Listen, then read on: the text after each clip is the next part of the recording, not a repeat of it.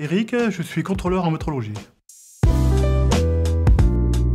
Mon parcours, donc, j'ai un CAP BEP tourneur-fraiseur avec une mention complémentaire en hydraulique et ouvrier de fabrication pendant une quinzaine d'années. Et après, 15 ans de superviseur. Et à l'issue de ça, j'ai eu une opportunité d'intégrer le labo contrôleur en métrologie. Pour ça, j'ai fait une formation de 2 mois chez Deltamu et il y en aura d'autres en cours 2021. Contrôleur en métrologie sert à contrôler, à étalonner les appareils de mesure et de contrôle.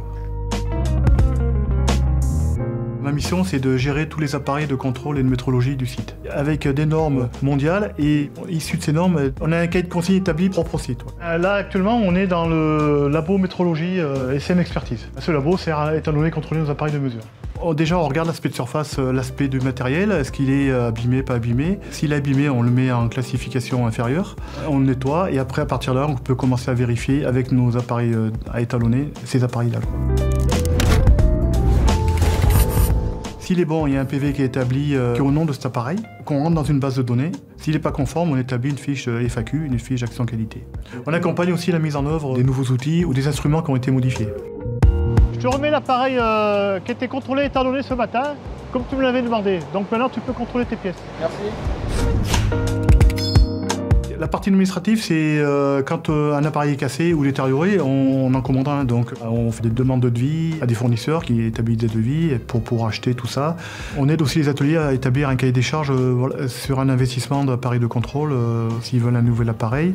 Je travaille beaucoup avec le magasin général, avec les différents ateliers. Chez nous, tôlerie, ATF, filage, etc., fonderie. On travaille beaucoup aussi avec le labo essai mécanique. Donc j'ai un panel quand même assez important sur tout le site d'Issoire.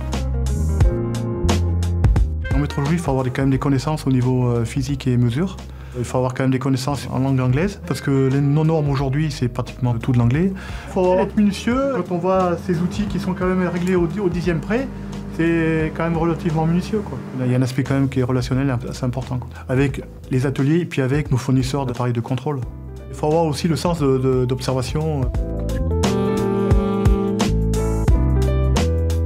Ce métier de contrôleur en métrologie peut déboucher sur des métiers de technicien recherche et développement. Si un jeune veut venir aujourd'hui au laboratoire en métrologie, il y a des nouvelles technologies, il y a des nouveaux outils de mesure qui arrivent sur le marché. Donc c'est un métier en perpétuelle évolution, enfin tout le temps.